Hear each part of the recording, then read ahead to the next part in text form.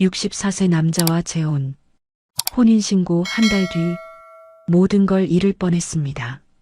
저는 한소희 56살입니다. 저는 그 나이에 반찬 가게를 운영하고 있었어요. 새벽 4시에 일어나서 시장 가고 반찬 만들고 손님 응대하고 하루하루가 그렇게 흘러갔습니다. 남편과 사별한 지 10년. 처음엔 슬픔이 컸지만 시간이 지나니 그냥 익숙해지더라고요. 혼자 사는 것도, 혼자 먹는 것도, 혼자 잠드는 것도요. 외롭다는 생각은 했지만 그게 뭐 어때서요. 이렇게 사는 사람도 많은데요. 그런데 그날이었어요. 가게 앞에서 정도연 씨를 처음 본 게 말이죠. 사장님, 여기 김치 맛있다고 소문났던데요. 64살이라고 했습니다. 전직 교사였다고 했어요. 차분한 목소리에 단정한 옷차림. 뭔가 믿음직스러운 느낌이 들었죠. 처음엔 그냥 단골 손님이었습니다. 일주일에 2~3번 가게에 들러서 반찬 사가고요. 그런데 어느 날부터인가 도연 씨가 늦게까지 남아있더라고요. 사장님, 혼자 정리하시기 힘드시죠? 제가 좀 도와드릴게요. 손님이 도와준다는데 마다할 이유가 없었습니다. 무거운 반찬통 옮기는 것부터 바닥 청소까지요. 묵묵히 일을 거두는 모습이 고마웠어요. 그렇게 한 달쯤 지났을까요? 도연 씨가 커피를 한 잔 건네며 말했습니다. 사장님, 저도 혼자 삽니다. 아내를 5년 전에 떠나보냈어요. 그때 처음 알았죠. 이 사람도 외롭구나. 이 사람도 누군가와 함께하고 싶어 하는구나. 힘드셨겠어요. 제가 그렇게 답하자 도연 씨가 조용히 웃었습니다. 힘들었죠. 근데 사장님 보면 제 마음이 좀 편해져요. 그날 밤 집에 돌아와서도 그 말이 계속 맴돌았어요. 10년 만에 처음 듣는 그런 말이었죠. 누군가 내 존재로 인해 편해진다는 말이요. 다음 날 아침 도연 씨한테 문자가 왔습니다. 오늘도 좋은 하루 되세요. 오늘 날씨가 쌀쌀하니 따뜻하게 입고 나가세요. 사소한 문자였지만 마음이 따뜻해졌어요. 이런 게 관심이구나. 이런 게 배려구나. 그 뒤로 거의 매일 연락이 왔습니다. 아침마다 안부 묻고 저녁이면 통화하고요. 가게 일로 힘들 때면 오늘 힘드셨죠? 수고하셨어요 라는 말도 빼먹지 않았죠. 시간이 흐를수록 도연 씨의 배려는 더 깊어졌어요. 제 생일도 기억했고 제가 좋아하는 음식도 챙겨왔습니다. 가게 매출이 안 나온다고 한숨 쉬면 괜찮아요. 다 잘 될 거예요 라며 위로해줬죠. 그러던 어느 날 도연 씨 누나가 가게에 찾아왔습니다. 정유경 씨요. 60대 후반쯤 돼 보이는 분이었어요. 소희 씨 맞죠? 제 동생한테 얘기 많이 들었어요. 표정은 웃고 있었지만 눈빛은 날카로웠습니다. 뭔가 저를 평가하는 느낌이었어요. 우리 도연이가 요즘 많이 밝아졌어요. 소희 씨 덕분인가 봐요. 칭찬 같지만 칭찬 같지 않은 말투였죠.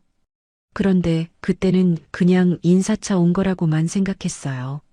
누나분이 오셨어요. 그날 저녁 도연 씨한테 말하자 도연 씨가 잠깐 표정이 굳어졌습니다. 누나가 뭐라고 하던가요? 별 말씀 안 하셨어요. 그냥 인사하러 오신 것 같던데요. 도연 씨가 안도하는 표정을 지었어요. 그때는 그게 뭘 의미하는지 몰랐습니다. 그렇게 시간이 더 흐르고 도연 씨가 어느 날 조심스럽게 물었습니다. 소희 씨, 우리 이렇게 계속 함께하면 안 될까요? 함께하다. 그 말이 제 가슴에 와닿았어요. 10년 동안 혼자였던 삶이었죠. 이제는 누군가와 함께할 수 있을 것 같았습니다. 저도 그러고 싶어요. 그렇게 우리는 조용히 혼인신고를 했습니다. 주변에 알리지도 않고 큰 식도 올리지 않았어요. 그냥 둘이서 구청 가서 서류에 도장 찍고요. 혼인신고증을 받아들고 나오는데 도연 씨가 제 손을 꼭 잡았습니다. 이제 우리 가족이에요. 소희 씨 곁에 제가 있을게요. 그날이 제 인생에서 가장 따뜻한 날이었습니다. 아니, 그렇게 믿었어요. 그때까지는요. 집으로 돌아오는 차 안에서 저는 창밖을 바라보며 생각했습니다. 이제 다시 시작이구나. 남은 인생을 이 사람과 함께 살아가는 거구나. 그런데 왜일까요? 가슴 한구석이 묘하게 불편했어요. 설렘보다는 약간의 불안감 같은 게 스쳤습니다. 도연 씨가 운전하면서 말했어요. 이제 소희 씨는 가게 일줄이고 집에서 좀 쉬어요. 제가 다 책임질게요. 그 말이 달콤하게 들렸어요. 하지만 동시에 약간 이상하기도 했습니다. 가게는 제 삶이었거든요. 10년 동안 혼자 일궈온 제 공간이었죠. 고마워요. 근데 가게는 제가 계속할래요. 제 일이니까요. 제가 그렇게 답하자 도연 씨가 잠깐 침묵했습니다. 그래요. 알겠어요. 목소리가 살짝 차가워진 것 같았지만 기분 탓이겠지. 저는 그렇게 생각하며 그날 밤을 보냈습니다. 혼인신고 후 첫날 밤이었어요. 저는 오랜만에 누군가 옆에서 자는 느낌을 받았습니다. 따뜻했지만 왠지 모르게 숨이 막히는 것 같기도 했어요. 혼인신고를 하고 나서 첫 주가 시작됐습니다. 그날 아침 눈을 뜨자마자 고소한 냄새가 코끝을 스쳤어요. 뭔가 익숙하지 않은 느낌이었죠. 10년 동안 혼자 살면서 아침에 이런 냄새를 맡아본 적이 없었거든요. 거실로 나가보니 도연 씨가 식탁을 차리고 있었습니다. 된장찌개가 보글보글 끓고 있었고 계란말이에 김치에 나물까지 정갈하게 놓여 있었어요. 일어나셨어요. 어서 앉으세요. 도연 씨의 목소리는 부드러웠습니다. 마치 오래전부터 이렇게 살아온 부부처럼요. 이렇게까지 안 하셔도 되는데요. 제가 말하자 도연 씨가 웃으며 답했습니다. 이제 가족인데 당연한 거죠. 소희 씨가 매일 새벽같이 일어나서 힘들게 일하는데 이 정도는 제가 해야죠. 그 말을 듣는 순간 가슴이 뭉클했어요. 10년 만에 처음 느껴보는 감정이었습니다. 누군가 나를 챙겨준다는 느낌이요. 아침을 먹고 나서 도연 씨가 말했습니다. 오늘 가게까지 제가 데려다 드릴게요. 차로 10분이면 되니까요. 버스 타고 가시는 것보다 훨씬 편하잖아요. 고맙다는 말밖에 할 수 없었어요. 정말 완벽한 남편이었죠. 차 안에서 도연 씨가 물었습니다. 요즘 가게 매출은 어때요? 솔직히 말하자면 좋지 않았어요. 요즘 경기도 안 좋고 젊은 사람들은 반찬을 잘 안 사니까. 그냥 그래요. 뭐? 제가 애써 웃으며 답했죠. 도연 씨가 제 손을 가볍게 잡았습니다. 소희 씨, 이제는 내가 있으니까 좀 쉬어도 돼요. 너무 무리하지 마세요. 그 말이 달콤하게 들렸어요. 누군가 내 걱정을 해준다는 게 이렇게 좋은 거구나. 그렇게 생각했습니다. 그날 저녁 가게 문을 닫고 집에 돌아왔을 때도 도연 씨는 저를 기다리고 있었어요. 저녁은 제가 차릴게요. 오늘 하루 어땠어요? 손님 많이 왔어요. 하나하나 묻는 모습이 다정했습니다. 저는 그날 하루 있었던 일들을 이야기했어요. 단골 손님 박미정 씨가 오셔서 이런저런 얘기 나눴다는 것도요. 도연 씨의 표정이 잠깐 굳어지는 것 같았지만 금방 풀어졌습니다. 아, 그러셨구나. 손님들이랑 친하시네요. 네, 오래된 단골분들이라 그래요. 제가 답하자 도연 씨가 고개를 끄덕였죠. 그렇게 일주일이 지나고 2주가 지났습니다. 도연 씨는 매일 아침 식사를 차려주고 저를 가게까지 데려다 줬어요. 저녁에는 제가 돌아올 때까지 기다렸다가 함께 식사를 했죠. 주말에는 집 청소도 같이 하고 장도 같이 보러 갔습니다. 완벽했어요. 정말 완벽한 결혼 생활이었습니다. 10년 동안 혼자 살면서 느껴보지 못했던 안정감이 있었어요. 누군가 내 곁에 있다는 것만으로도 마음이 편해졌죠. 밤에 잠들 때도 혼자가 아니라는 게 좋았습니다. 어느 날 저녁 도연 씨가 말했어요. 소희 씨, 가게 영업시간 좀 줄이면 어떨까요? 너무 늦게까지 하시는 것 같아서요. 제가 물었죠. 왜요? 지금도 손님이 적은데 시간까지 줄이면 매출이 더 떨어지잖아요. 도연 씨가 천천히 말했습니다. 소희 씨 건강이 더 중요하죠. 돈은 제가 있으니까 괜찮아요. 그 말이 고마웠지만 동시에 좀 이상했어요. 가게는 제 삶이었거든요. 10년 동안 혼자 꾸려온 제 공간이었죠.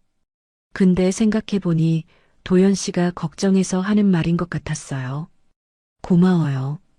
근데 조금만 더 해볼게요. 제가 답하자 도연 씨는 더 이상 말하지 않았습니다. 그날 밤 침대에 누워서도 그 대화가 계속 맴돌았어요. 도연 씨는 좋은 뜻으로 한 말인데 왜 마음이 불편한 걸까요? 제가 예민한 건가? 그렇게 생각하며 잠들려고 했죠. 다음 날 아침도 도연 씨는 어김없이 식사를 준비해 놨습니다. 오늘도 좋은 하루 보내세요. 너무 무리하지 마시고요. 알겠어요. 제가 웃으며 답했습니다. 차를 타고 가게로 가는 길 창밖을 보며 생각했어요. 이 생활이 계속됐으면 좋겠다고요.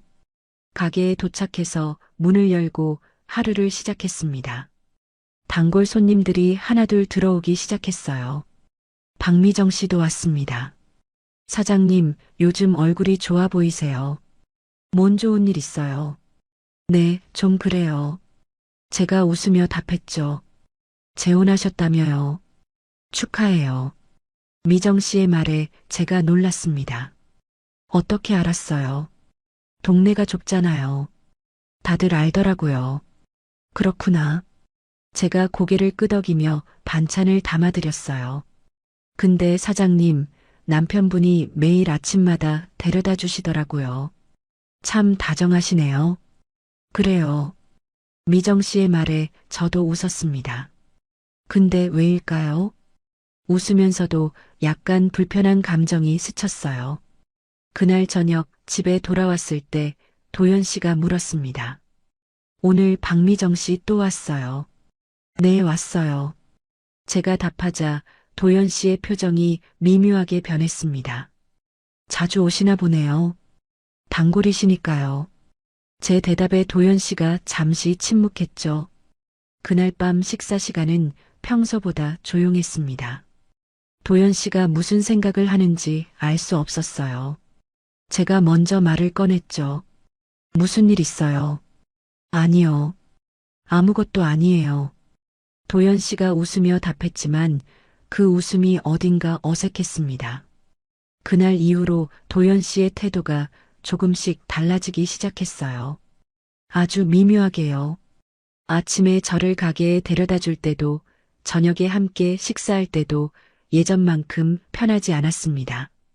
뭔가 어색한 긴장감이 흘렀어요. 혼인신고 후 한 달이 다 되어갈 무렵이었습니다. 저는 그날도 평소처럼 가게 일을 하고 있었어요. 손님들 응대하고 반찬 만들고 설거지하고. 그런데 문득 이런 생각이 들었습니다. 이 평화가 언제까지 갈까? 왜 자꾸 이런 생각이 드는 걸까요? 저녁 무렵 도연 씨한테서 문자가 왔습니다. 오늘은 제가 못 데리러 가요. 혼자 오세요. 처음 있는 일이었어요. 한 달 동안 단 한 번도 빠지지 않고 데리러 왔던 도연 씨가요.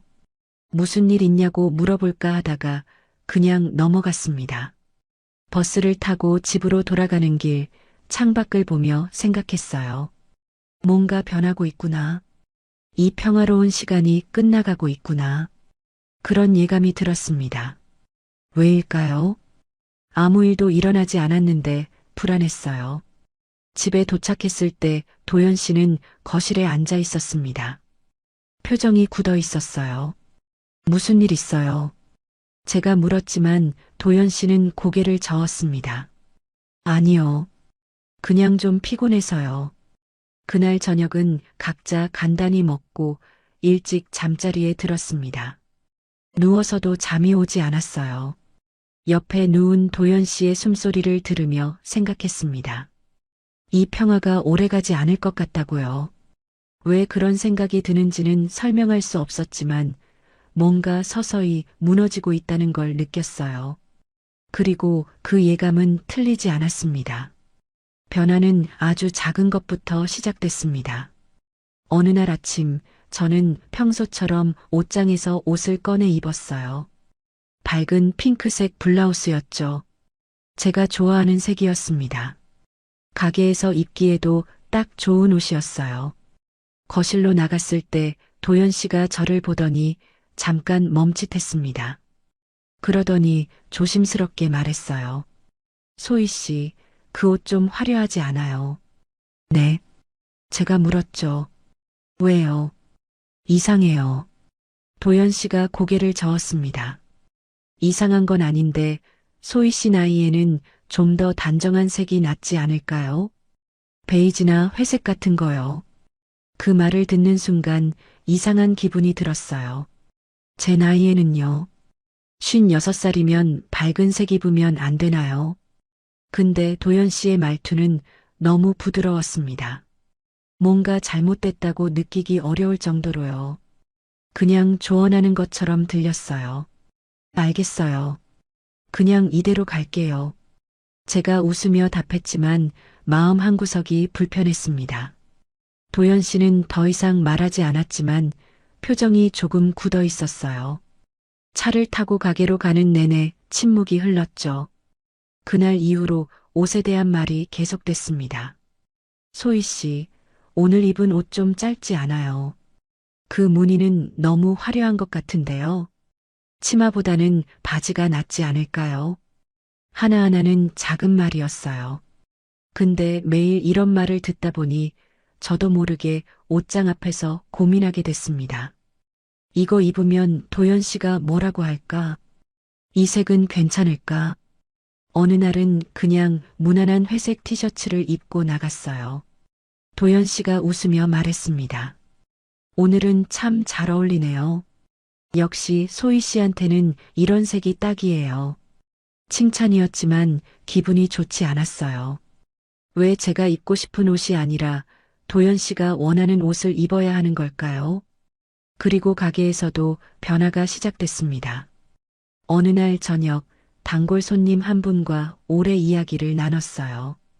그분이 요즘 건강이 안 좋으셔서 이것저것 고민을 털어놓으시더라고요. 저도 들어드리고 위로해드렸죠. 그렇게 30분쯤 지났을까요? 집에 돌아왔을 때 도연 씨가 물었습니다. 오늘 좀 늦으셨네요. 무슨 일 있었어요? 아, 단골 손님이랑 얘기 좀 나누다가요. 제가 답하자 도연 씨의 표정이 미묘하게 변했어요. 손님이랑 그렇게 오래 얘기해야 해요. 가게 일도 있을 텐데요. 저는 당황했습니다.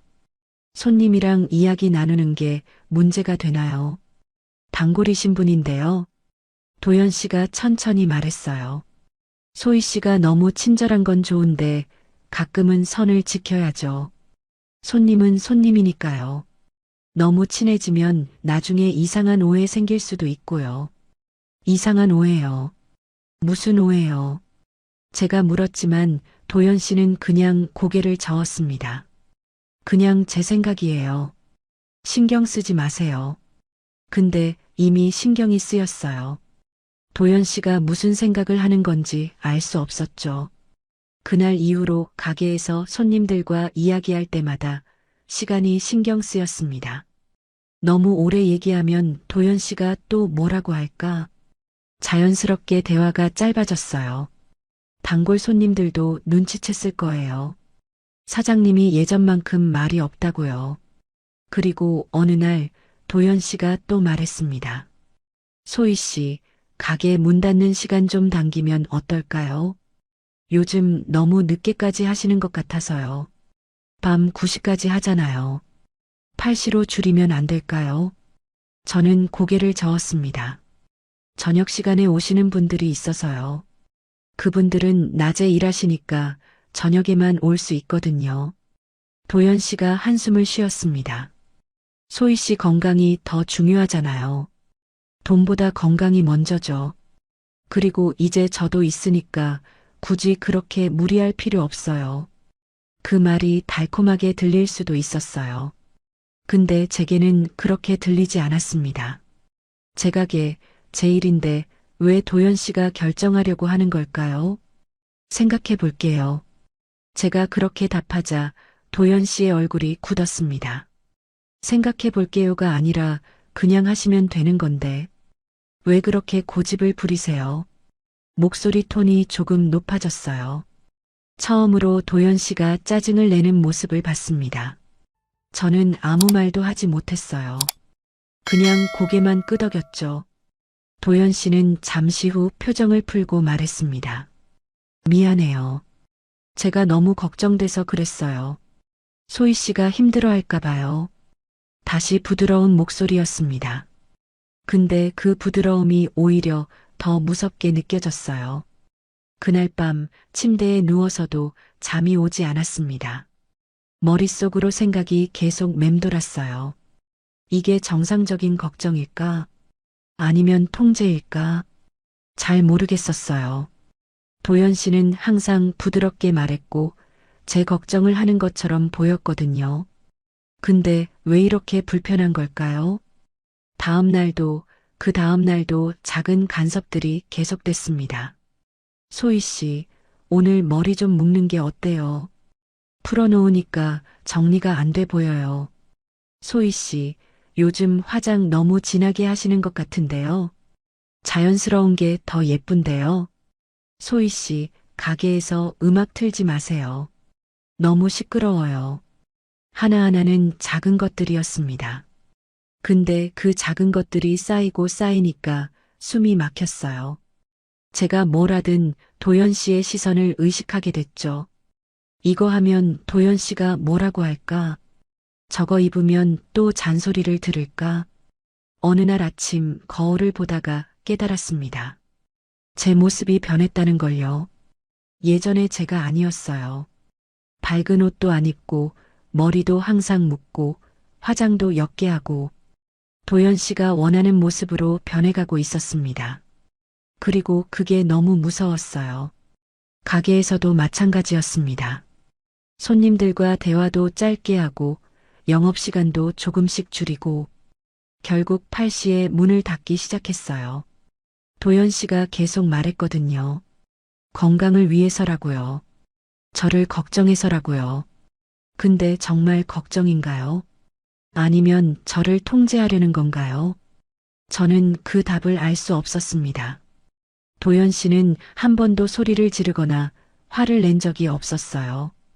항상 부드럽고 다정했죠. 그래서 더 헷갈렸습니다. 박미정 씨가 어느 날 물었어요. 사장님, 요즘 좀 달라 보이시는데 괜찮으세요? 괜찮아요. 제가 웃으며 답했지만 미정 씨는 믿지 않는 표정이었습니다. 뭔가 있으시면 언제든 말씀하세요. 혼자 끙끙 앓지 마시고요. 고마웠어요. 근데 뭐라고 말해야 할지 몰랐습니다. 남편이 제 옷에 간섭한다고요. 영업시간을 줄이라고 한다고요. 손님들과 오래 얘기하지 말라고 한다고요. 말로 하면 너무 사소해 보였어요. 그냥 제가 예민한 것처럼 느껴질 수도 있었죠. 그날 저녁 집으로 돌아가는 길에 생각했습니다. 이게 결혼 생활인가? 서로 맞춰가며 사는 게 이런 건가? 아니면 제가 뭔가 잘못 느끼고 있는 건가? 확신할 수 없었어요. 근데 한 가지는 확실했습니다. 저는 점점 숨이 막히고 있었어요. 그리고 그 이유가 도연 씨 때문이라는 걸 알고 있었습니다. 토요일 오후였습니다. 가게 문을 일찍 닫고 집에 돌아왔을 때 거실에 낯익은 사람이 앉아 있었어요. 정유경 씨, 도연 씨의 누나였죠. 혼인신고 전에 한 번 본 적이 있는 그분이었습니다. 소희 씨, 오셨어요. 유경 씨가 웃으며 말했습니다. 근데 그 웃음이 예전처럼 따뜻하게 느껴지지 않았어요. 뭔가 날카로운 게 있었죠. 누나가 오셨어요. 차라도 한 잔 드릴게요. 제가 부엌으로 가려는데 유경 씨가 말했습니다. 아니에요. 잠깐만 앉아요. 할 얘기가 있어서요. 저는 소파에 앉았습니다. 도연 씨는 제 옆에, 유경 씨는 맞은편에 앉았어요. 묘하게 긴장되는 분위기였죠. 유경 씨가 천천히 입을 열었습니다. 소희 씨, 우리 도연이랑 결혼하고 어때요? 편하게 지내고 있어요. 네, 잘 지내고 있어요. 제가 답했습니다. 유경 씨가 고개를 끄덕이더니 말을 이었어요. 그렇다니 다행이네요. 근데 소희 씨, 우리 집안에 대해서는 얼마나 알고 있어요? 저는 잠깐 당황했습니다. 집안이요. 네, 우리 집안은 대대로 교육자 집안이었어요. 할아버지도 교사셨고 아버지도 교장 선생님이셨죠. 도연이도 30년 넘게 교사 생활하다가 은퇴했고요. 그래서요. 제가 물었죠. 유경 씨의 목소리가 조금 더 단단해졌습니다. 그래서 우리 집안은 품위를 중요하게 생각해요. 조용하고 단정한 걸 중요하게 여기죠. 과하게 튀거나 시끄러운 걸 별로 좋아하지 않아요. 알겠죠. 저는 아무 말도 할 수 없었어요. 이게 무슨 말인가 싶었죠. 결혼한 지 한 달 넘었는데 지금 와서 집안 규칙을 말씀하시는 건가요? 유경 씨는 계속 말했습니다. 소희 씨가 반찬 가게 하시는 건 알아요. 근데 너무 늦게까지 일하시는 것 같던데 그건 좀 조절하시는 게 좋을 것 같아요. 가정도 돌봐야죠. 제가 가게 일을 하는 게 문제가 되나요? 제 목소리가 떨렸습니다. 유경 씨가 손을 흔들었어요. 문제라는 게 아니라 균형을 맞추라는 거예요. 도연이도 이제 나이가 있잖아요. 집에서 편히 쉴 수 있어야죠. 매일 밤늦게 소희 씨 기다리느라 힘들어 하더라고요. 그 말을 듣는 순간 화가 났습니다. 도연 씨는 제게 그런 말 한 적 없었어요. 힘들다고, 기다리기 힘들다고요. 도연 씨를 봤지만 도연 씨는 시선을 피했습니다. 그냥 고개를 숙이고 있었어요. 유경 씨는 멈추지 않았습니다. 그리고 소희 씨, 옷차림도 좀 신경 써주세요. 요즘 너무 화려하게 입으신다고 하던데요. 우리 집안 며느리로서 단정한 이미지를 지켜줬으면 좋겠어요. 이건 부탁이 아니라 요구였습니다. 명령에 가까웠죠. 저는 참을 수 없었어요. 누나님, 제가 뭘 잘못했나요? 제 옷차림이 왜 문제가 되는 건가요? 제 가게 일이 왜 문제가 되는 건가요? 유경 씨가 눈썹을 찌푸렸습니다. 소희 씨, 목소리 좀 낮추세요. 우리 조용히 대화하고 있잖아요. 왜 그렇게 흥분해요? 흥분이요. 저는 흥분한 게 아니었어요. 그냥 제 입장을 말한 것뿐이었죠. 근데 유경 씨 눈에는 제가 흥분한 사람으로 보였나 봐요. 도연 씨가 그제야 입을 열었습니다. 소희 씨, 누나 말씀도 일리가 있어요. 우리 좀 더 침착하게 얘기해요. 저는 도연 씨를 봤습니다. 당신은 왜 아무 말도 안 해요? 당신 누나가 저한테 이러는데 왜 그냥 앉아만 있어요? 도연 씨가 난처한 표정을 지었어요. 누나는 좋은 뜻으로 하시는 말씀이에요. 그냥 우리 가족으로 잘 지내자는 거죠. 가족이요. 저는 웃음이 나왔습니다. 쓴웃음이었죠. 가족이라면서 왜 저를 바꾸려고 하는 건가요? 제 옷도, 제 일도, 제 모든 걸 바꾸려고 하는 거 아니에요. 유경 씨가 한숨을 쉬었습니다. 소희 씨, 결혼 생활이 뭔지 아세요? 서로 맞춰가는 거예요. 자기 고집만 부리면 안 되죠. 그날 유경 씨는 1시간 넘게 앉아 있었습니다. 계속 이런저런 말들을 하셨어요. 집안 살림은 어떻게 하는지, 명절에는 어떻게 준비해야 하는지, 친척들 만날 때는 어떻게 행동해야 하는지. 마치 저를 훈련시키는 것 같았습니다. 유경 씨가 돌아간 후 저는 도연 씨에게 물었습니다. 당신도 그렇게 생각해요. 제가 너무 화려하게 입는다고, 가게 일을 너무 늦게까지 한다고요. 도연 씨가 잠시 망설이더니 말했습니다. 누나 말이 완전히 틀린 건 아니에요. 소희 씨를 위해서 하는 말이기도 하고요. 저를 위해서요. 제 목소리가 떨렸습니다. 저를 바꾸라는 게 저를 위한 거라고요. 도연 씨가 한숨을 쉬었어요. 왜 그렇게 받아들여요? 그냥 좀 더 나은 모습이 되라는 거잖아요. 더 단정하게, 더 품위 있게요. 더 나은 모습이요. 저는 지금 나쁜 모습인가요? 제가 물었지만 도연 씨는 답하지 않았습니다. 그냥 방으로 들어가 버렸어요. 저는 거실에 혼자 남았습니다. 그날 밤 저는 오랫동안 잠들지 못했어요. 생각이 너무 많았습니다. 이게 정상적인 결혼 생활일까? 가족이라는 이름으로 누군가를 바꾸려고 하는 게 맞는 걸까? 아니, 애초에 저는 결혼을 왜 한 걸까? 다음 날부터 도연 씨의 간섭은 더 심해졌습니다. 아마 유경 씨한테 영향을 받은 것 같았어요. 소희 씨, 오늘은 집에서 쉬는 게 어때요? 가게는 하루쯤 쉬어도 되잖아요. 소희 씨, 그 친구분들이랑 자주 연락하지 마세요. 가정에 집중해야죠.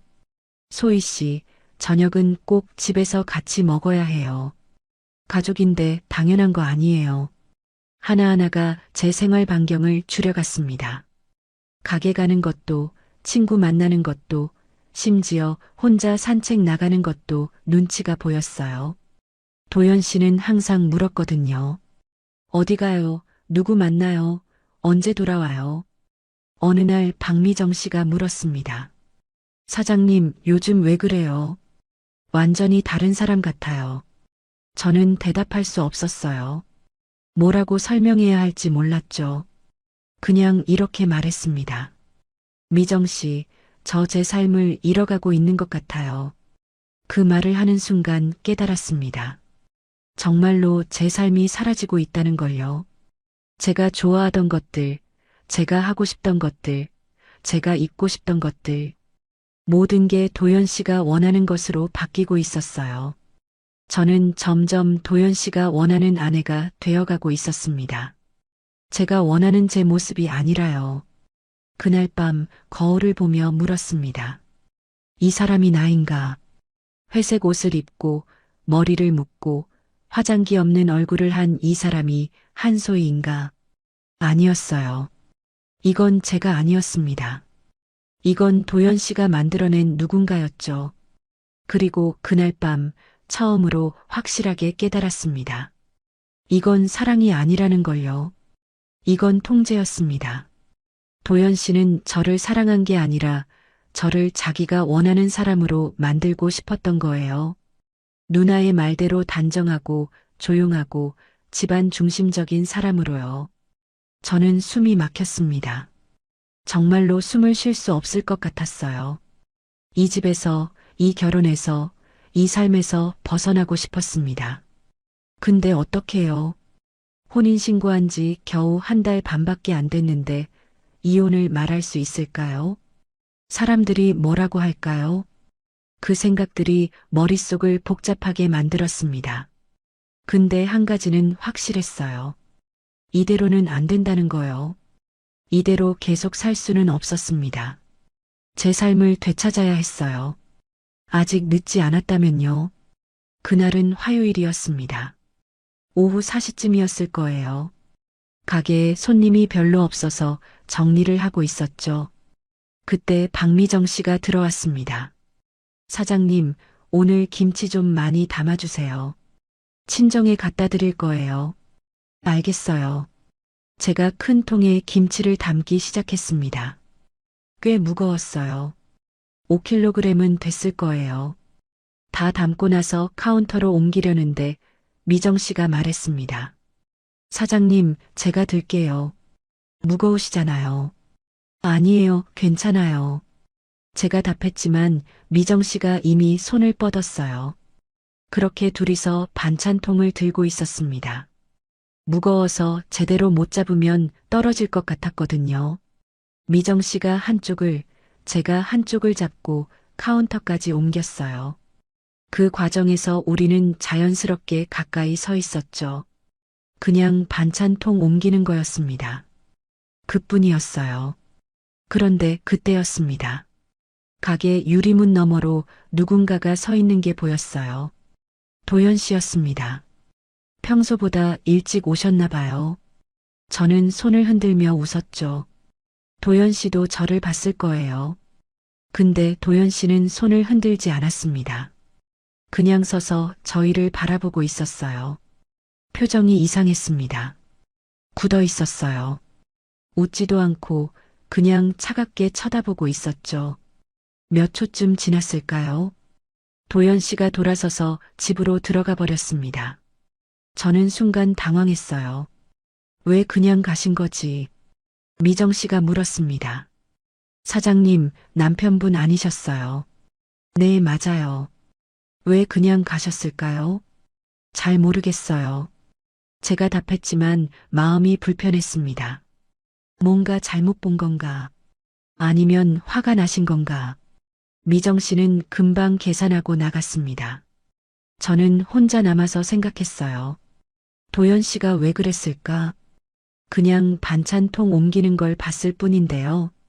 근데 그 표정이 계속 머릿속에 남았습니다. 차갑고 굳은 표정이요. 저녁 6시에 가게 문을 닫고 집으로 돌아갔습니다. 요즘은 도연 씨가 원해서 일찍 문을 닫고 있었거든요.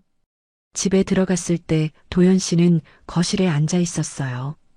텔레비전을 보고 있었지만 시선은 화면에 가 있지 않았습니다. 다녀왔어요. 제가 밝게 말했습니다. 도연 씨가 고개를 끄덕였어요. 네. 그뿐이었습니다. 평소 같으면 어떻게 왔냐고, 힘들지 않았냐고 물어봤을 텐데요. 그날은 아무 말도 없었습니다. 저녁 준비할까요? 제가 물었지만 도연 씨는 그냥 고개만 끄덕였어요. 대답도 제대로 안 하셨죠. 저는 부엌으로 가서 간단히 식사를 준비했습니다. 냉장고에 있는 반찬 꺼내서 데우고 밥하고 그러면서도 계속 도연 씨가 신경 쓰였어요. 저녁 식사 시간이었습니다. 평소라면 이것저것 이야기를 나눴을 텐데 그날은 조용했어요. 너무 조용했습니다. 저만 혼자 젓가락 소리를 내는 것 같았죠. 도연 씨는 말없이 밥만 먹고 있었어요. 오늘 왜 가게에 오셨다가 그냥 가셨어요? 제가 조심스럽게 물었습니다. 도연 씨가 젓가락을 내려놓았어요. 그리고 저를 봤습니다. 소희 씨는 모르세요. 뭘 모르는데요? 제가 물었죠. 도연 씨가 한숨을 쉬었습니다. 아무것도 아니에요.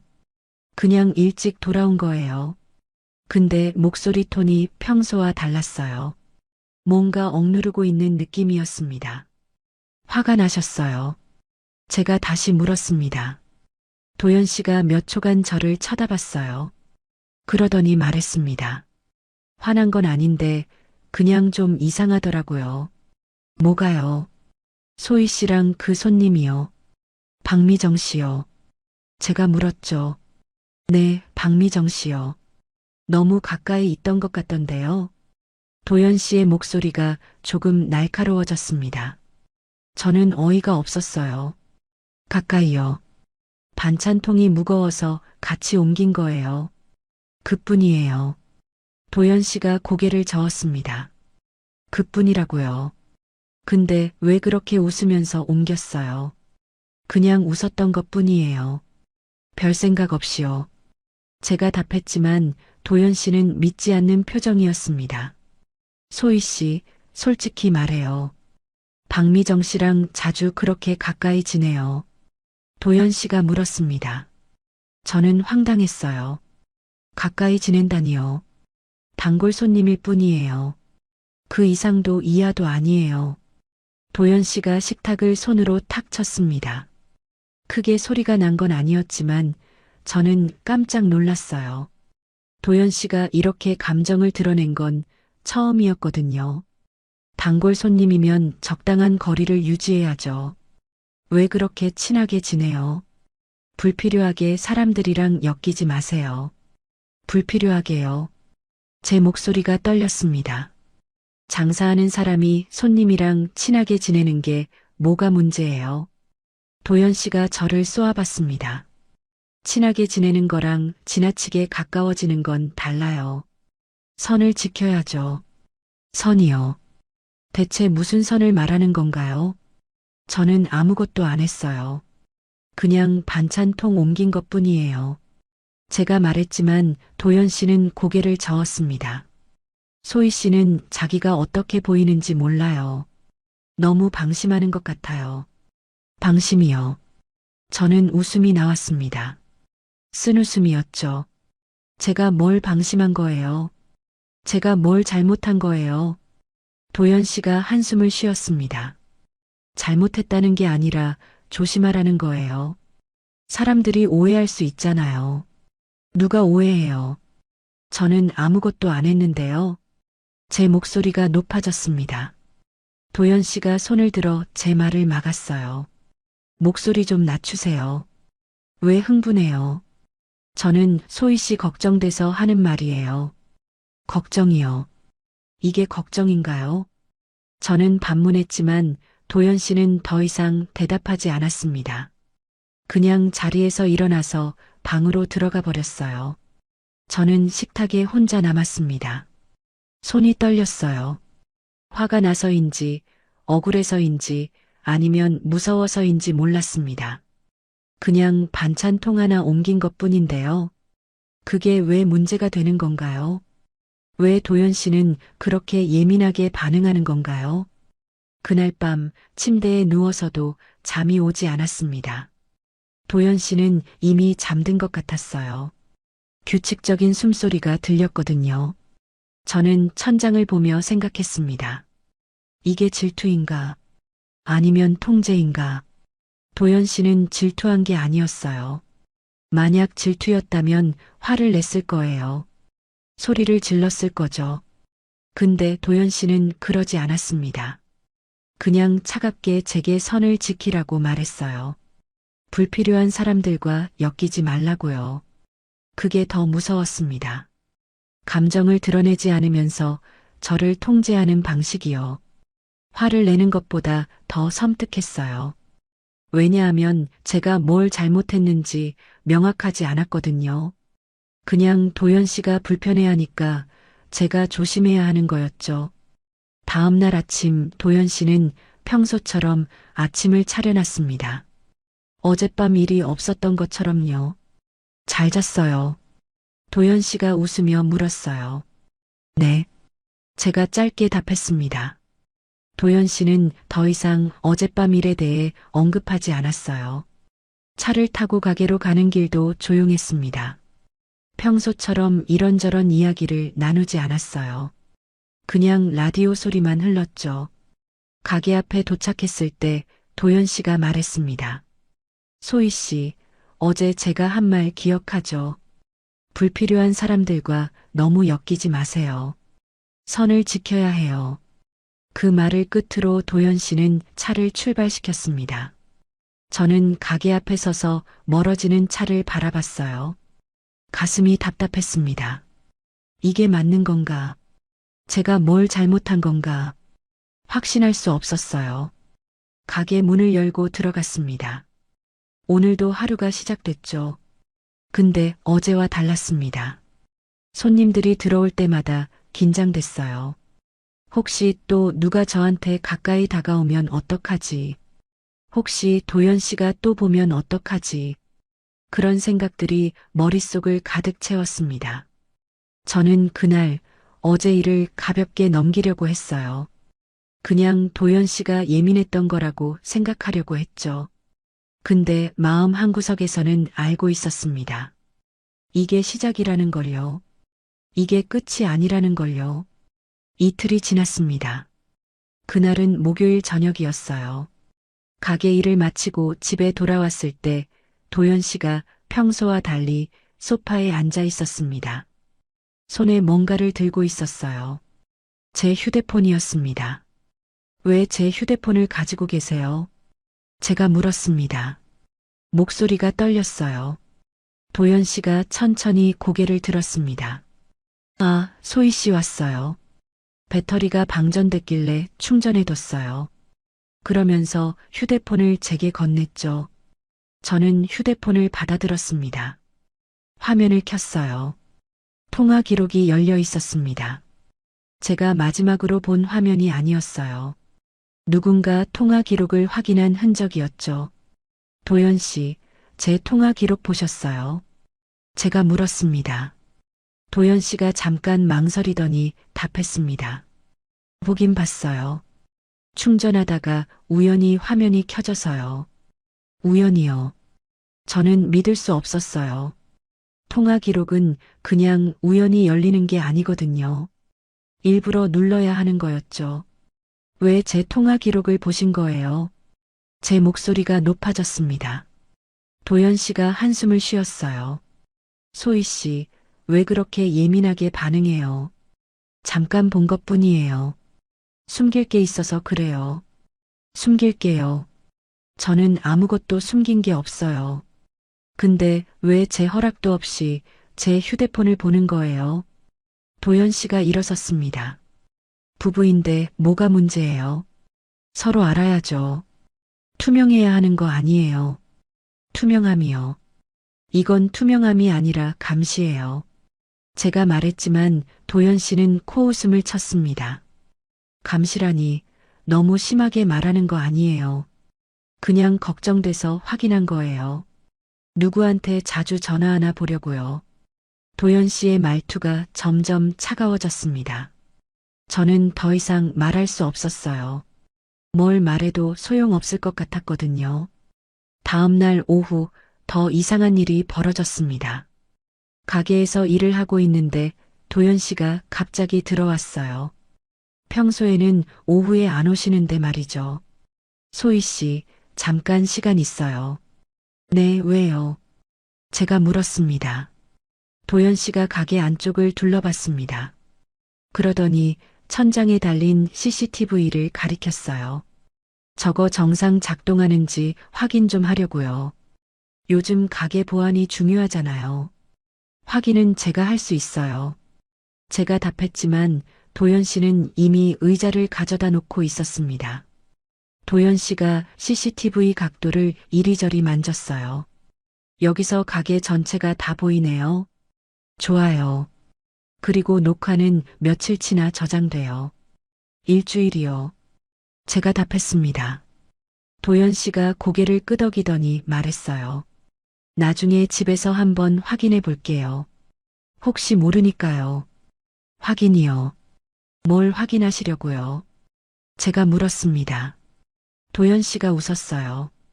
그냥 가게에 이상한 사람 들어오는지요. 요즘 세상이 험하잖아요. 소희 씨 혼자 있을 때 위험할 수도 있으니까요. 그 말이 겉으로는 걱정처럼 들렸습니다. 근데 저는 알았어요. 이게 걱정이 아니라는 걸요. 도연 씨는 제가 가게에서 뭐 하는지 보려는 거였습니다. 누구랑 얘기하는지, 어떻게 일하는지 확인하려는 거였죠. 도연 씨가 돌아간 후 저는 천장에 CCTV를 올려다 봤습니다. 갑자기 그게 감시 카메라처럼 느껴졌어요. 제 가게인데, 제 공간인데 왜 감시받는 기분이 드는 걸까요? 가슴이 답답했습니다. 그날 저녁 집에 돌아왔을 때 도연 씨가 컴퓨터 앞에 앉아 있었습니다. 화면에는 제 가게 CCTV 영상이 떠 있었어요. 오늘 난 영상이었습니다. 뭐 하세요? 제가 물었습니다. 도연 씨가 화면을 가리켰어요. 보니까 오후 3시쯤에 남자 손님 한 분 왔더라고요. 꽤 오래 있었던 것 같은데 무슨 일이었어요? 저는 기억을 더듬었습니다. 아, 그분이요. 새로 이사 오신 분인데 반찬 종류 물어보시길래 설명해 드렸어요. 얼마나 오래 있었어요? 한 20분쯤요. 왜요? 제가 물었습니다. 도연 씨가 고개를 저었어요. 20분이나요? 너무 오래 있던 거 아니에요. 뭘 그렇게 오래 설명했어요. 저는 황당했습니다.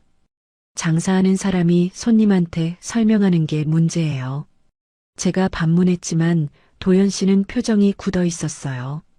문제는 아닌데 그냥 필요 이상으로 친절한 것 같아서요. 필요 이상이요. 대체 어디까지가 필요한 건데요? 제 목소리가 떨렸습니다. 도연 씨가 저를 쳐다봤어요. 소희 씨, 왜 자꾸 그렇게 따지고 들어요? 저는 당연한 걱정을 하는 건데 왜 예민하게 구는 거예요? 예민하게요. 저는 웃음이 나왔습니다.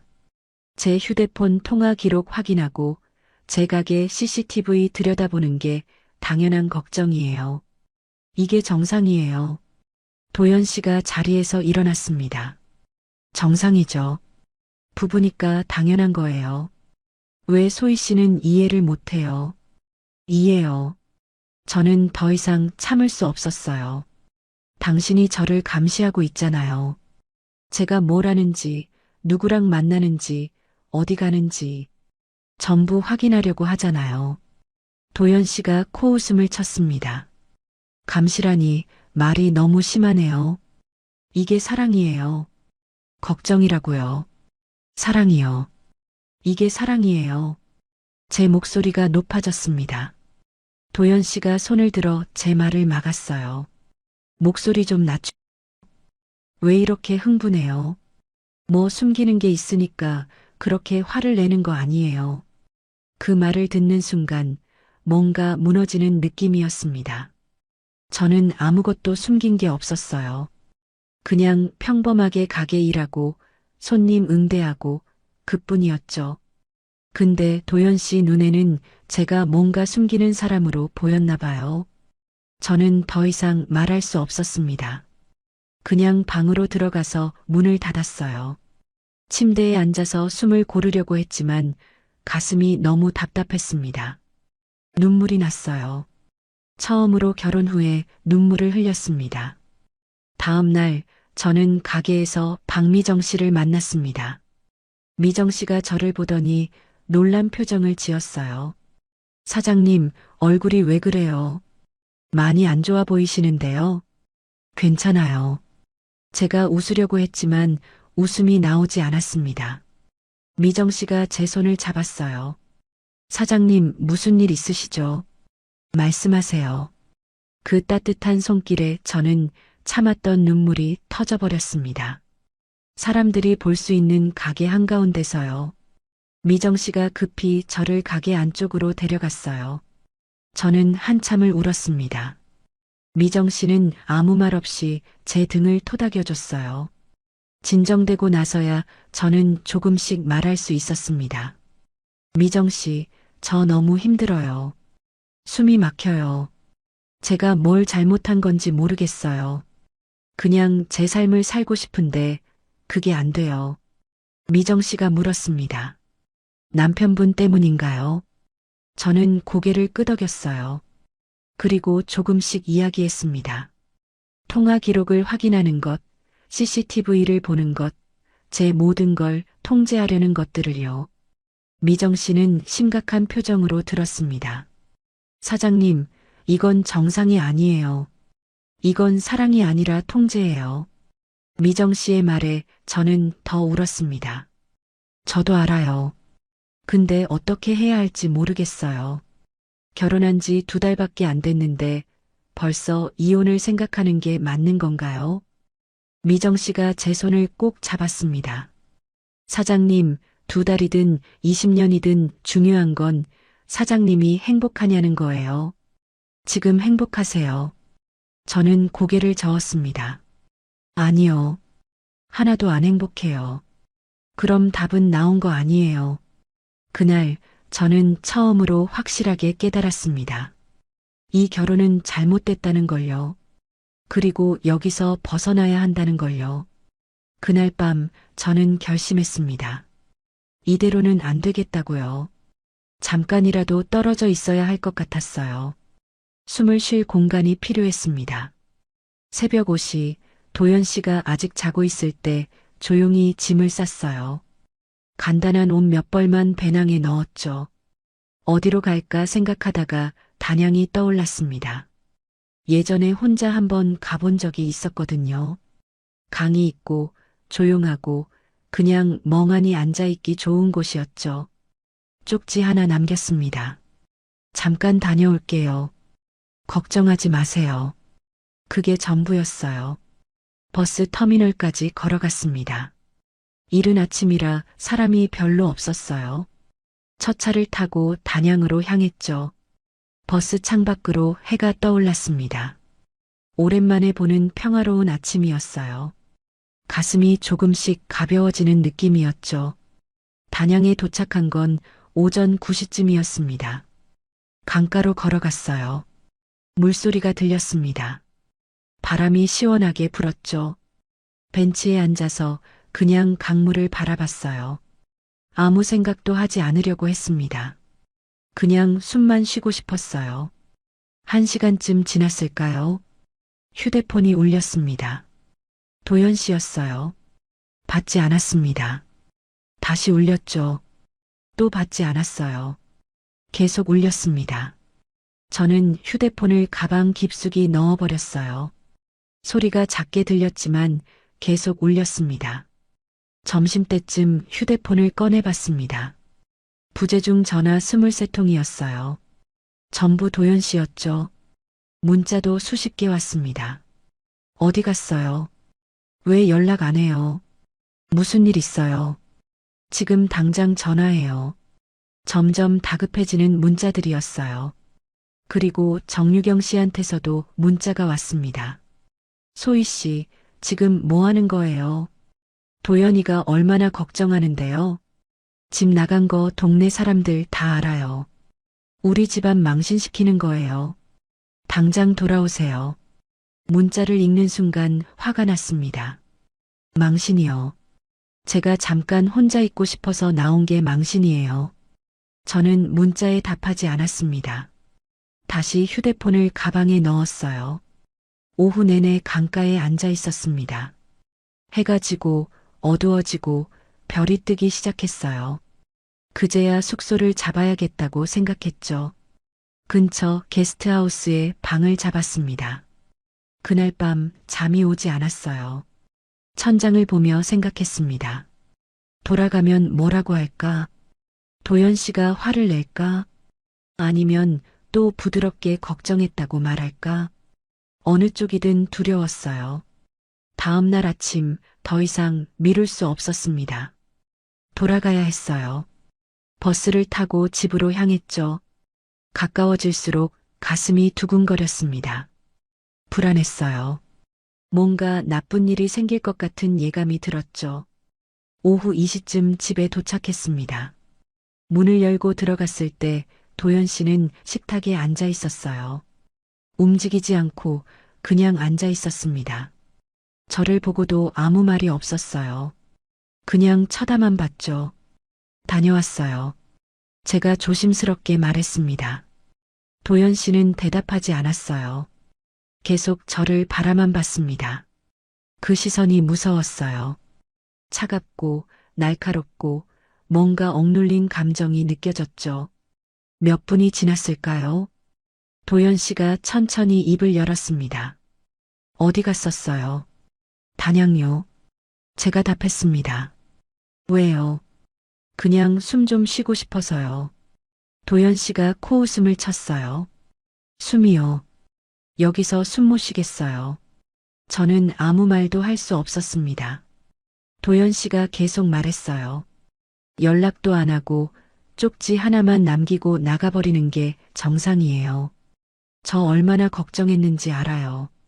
걱정했다면 왜 CCTV를 확인하고 통화 기록을 보는 거예요?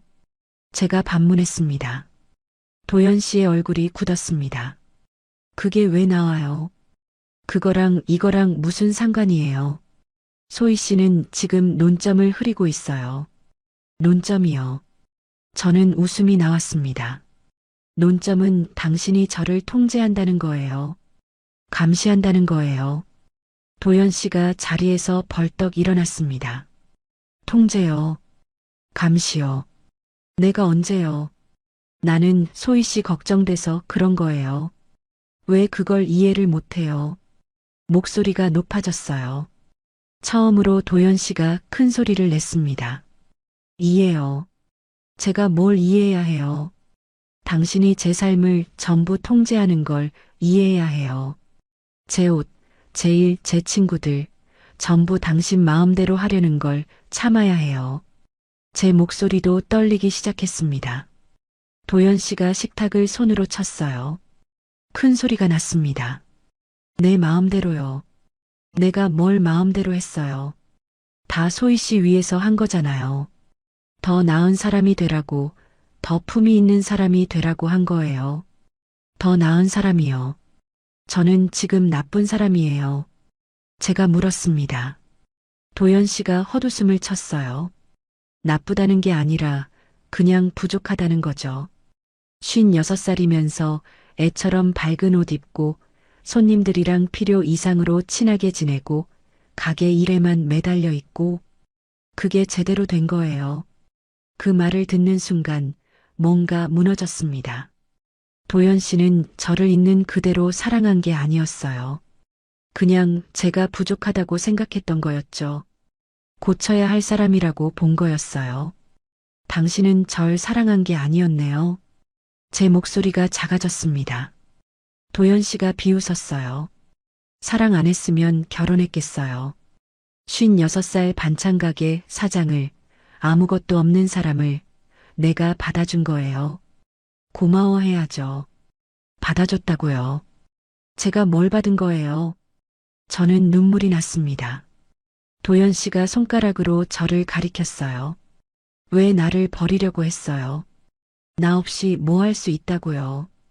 혼자서 반찬 가게나 하면서 살 거예요. 너 같은 사람 아무도 안 봐줘요. 내가 받아준 거라고요. 그 말이 칼처럼 찔렀습니다. 도연 씨는 처음부터 저를 동등한 사람으로 본 게 아니었어요. 그냥 불쌍한 사람, 외로운 사람, 자기가 구해줘야 할 사람으로 봤던 거죠. 그래서 통제할 수 있다고 생각한 거였어요. 저는 더 이상 그 자리에 있을 수 없었습니다. 방으로 들어가서 짐을 쌌어요.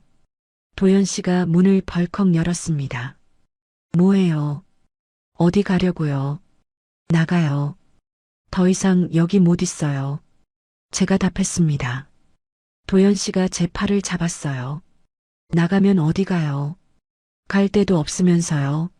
손을 놓으세요. 제가 말했지만 도연 씨는 놓지 않았습니다. 소희 씨, 정신 차려요. 우리 부부예요. 이렇게 쉽게 끝낼 수 없어요. 쉽게요. 저는 웃었습니다. 결혼한 지 2달 만에 제 삶 전부를 잃어버렸어요. 이게 쉬운 거예요. 도연 씨의 손을 뿌리쳤습니다. 그리고 짐을 들고 집을 나왔어요. 뒤에서 도연 씨가 뭐라고 소리쳤지만 돌아보지 않았습니다. 그냥 걸었어요. 앞만 보고요. 그날 밤 저는 박미정 씨 집 문을 두드렸습니다. 미정 씨가 문을 열고 제 모습을 보더니 아무 말 없이 안으로 들였어요. 괜찮아요. 들어와요. 따뜻한 목소리였습니다. 저는 그 말에 무너져 내렸어요. 한참을 울었습니다. 미정 씨는 옆에 앉아서 제 등을 토닥여줬어요. 아무것도 묻지 않았습니다. 그냥 옆에 있어줬죠. 진정되고 나서야 저는 조금씩 이야기할 수 있었어요. 도연 씨와 있었던 일들을요. 처음부터 끝까지 전부요. 미정 씨가 한숨을 쉬었습니다. 사장님, 잘 나오셨어요. 더 있었으면 정말 위험했을 거예요. 그 말을 듣는 순간 실감했습니다. 제가 정말로 위험한 상황에 있었다는 걸요. 혼인신고한 지 고작 2달이었어요. 2달 만에 제 삶이 완전히 무너질 뻔했던 거죠. 그날 밤은 미정 씨 집 작은 방에서 잤습니다. 오랜만에 편하게 숨을 쉴 수 있었어요. 누가 제 행동을 감시하지 않았고, 뭐라고 하지 않았고, 통제하지 않았죠. 그냥 편안했습니다. 이상하게도 불안하지 않았어요. 오히려 안도감이 들었죠. 다음 날 아침 변호사 사무실을 찾아갔습니다. 이혼 상담을 받으러 갔어요. 변호사님이 제 이야기를 듣더니 고개를 끄덕였습니다. 충분히 이혼 사유가 됩니다. 정서적 학대와 통제가 명확하네요. 그 말을 듣고 조금 안심이 됐어요. 절차를 밟기 시작했습니다. 이혼 조정 신청서를 냈어요. 도연 씨한테 통지가 갔을 거예요. 곧 연락이 올 거라고 예상했지만 며칠 동안 아무 연락이 없었습니다. 오히려 정유경 씨한테서 문자가 왔어요. 소희 씨, 이게 뭐 하는 거예요? 결혼한 지 2달 만에 이혼이요. 우리 집안 망신이 이만저만이 아니에요. 당장 철회하세요. 읽고 지웠습니다. 더 이상 그분들 말에 흔들리고 싶지 않았어요. 그 사이 가게로 돌아갔습니다. 문을 열고 들어가니 먼지가 쌓여 있었어요. 일주일 정도 비워뒀으니까요. 청소부터 시작했습니다. 구석구석 닦고 정리하고 반찬도 새로 만들었어요. 손을 움직이니까 마음이 조금씩 정리되는 느낌이었죠. 단골 손님들이 하나둘 돌아왔습니다. 사장님, 어디 아프셨어요? 가게 문이 닫혀 있길래 걱정했어요. 잠깐 좀 쉬었어요. 이제 괜찮아요. 제가 웃으며 답했습니다. 예전처럼 자연스러운 웃음이었어요. 억지로 짓는 게 아니라요. 손님들과 대화하는 게 편했습니다. 시간 신경 안 쓰고 누가 뭐라고 하지 않으니까요. 그냥 웃고 이야기하고 반찬 팔고 제가 원래 하던 일이었죠. 이게 제 삶이었어요. 한 달쯤 지났을까요? 이혼 조정 기일이 잡혔습니다. 법원에 갔어요. 도연 씨를 다시 봤습니다. 수척해 보였어요. 저를 보더니 뭔가 말하려고 했지만 저는 시선을 피했죠. 조정실에서 조정위원님이 물었습니다. 합의 이혼 의사가 있으신가요? 도연 씨가 잠시 망설이더니 답했어요. 네. 그렇게 간단하게 끝났습니다. 재산 분할도 위자료도 없었어요. 그냥 갈라서는 거였죠. 2달간의 결혼이 그렇게 끝났습니다. 법원을 나오는데 도연 씨가 뒤에서 불렀어요. 소희 씨, 돌아보지 않으려고 했지만 멈춰 섰습니다. 도연 씨가 말했어요. 제가 잘못했어요. 너무 심했던 것 같아요. 그 말을 듣고 웃음이 나왔습니다. 쓴웃음이었죠. 잘못했다는 걸 이제 아시는 거예요. 제가 물었습니다. 도연 씨는 대답하지 못했어요. 저는 돌아서서 걸어갔습니다. 뒤돌아보지 않았어요. 그럴 필요가 없었거든요. 그날 이후 제 삶이 조금씩 돌아왔습니다. 아침에 일어나서 제가 입고 싶은 옷을 입었어요. 밝은 핑크색 블라우스도 꺼내 입었죠. 거울을 보니 오랜만에 제 모습이 보였습니다. 한소희의 모습이요. 가게 영업시간도 다시 늘렸어요. 9시까지 문을 열었습니다. 저녁 손님들이 다시 오기 시작했어요. 오랜만이에요, 사장님. 가게 일찍 닫아서 못 왔었어요. 미안해요. 이제 다시 늦게까지 할게요. 그렇게 답하니까 마음이 편했습니다. 친구들도 다시 만나기 시작했어요. 통화 시간도 신경 안 썼습니다. 누가 뭐라고 하지 않으니까요. 웃을 때도 크게 웃었어요. 제가 원래 그런 사람이었거든요. 밝고 활발하고 사람들이랑 이야기하는 걸 좋아하는 사람이요.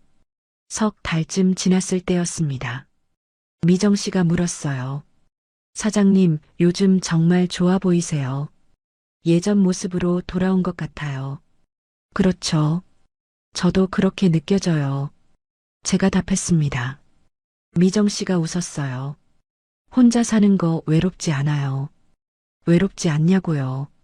잠깐 생각했습니다. 외로운가? 아니었어요. 오히려 편했습니다. 제가 원하는 대로 살 수 있으니까요. 누가 간섭하지 않으니까요. 괜찮아요. 혼자여도요. 제가 답했죠. 그날 밤 집에 돌아와서 거울을 봤습니다. 56살의 한소희가 거기 있었어요.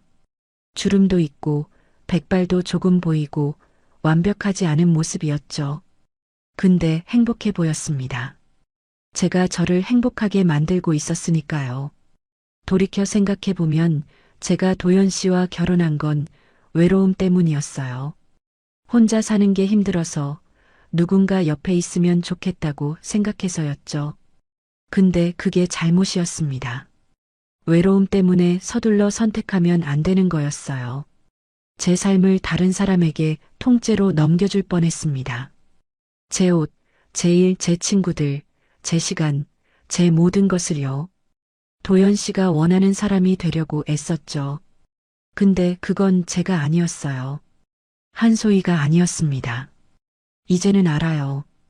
혼자여도 괜찮다는 걸요. 아니, 혼자가 더 나을 수도 있다는 걸요. 제가 저를 사랑하면서 살 수 있으니까요. 누군가 저를 바꾸려고 하지 않으니까요. 가끔 밤에 혼자 앉아 있으면 생각합니다. 만약 그때 나오지 않았다면 어땠을까요? 더 오래 참았다면요. 아마 제 자신을 완전히 잃어버렸을 거예요. 한소희라는 사람이 사라졌겠죠. 근데 저는 나왔습니다. 용기를 냈어요. 그리고 다시 저로 돌아왔죠. 이제 제 삶을 살고 있어요. 56살 반찬가게 사장 한소희로요. 밝은 옷 입고 크게 웃고 손님들이랑 이야기하고 제가 원하는 시간에 가게 문 닫고요. 완벽하지 않아도 괜찮습니다. 누군가 옆에 없어도 괜찮아요. 제가 저를 사랑하니까요. 제 삶을 사랑하니까요.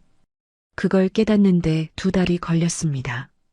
비싼 대가였지만 배웠어요. 다시 나로 살면 되는 거였습니다. 그게 전부였어요. 부였어요. 부였어요. 부였어요. 부였어요.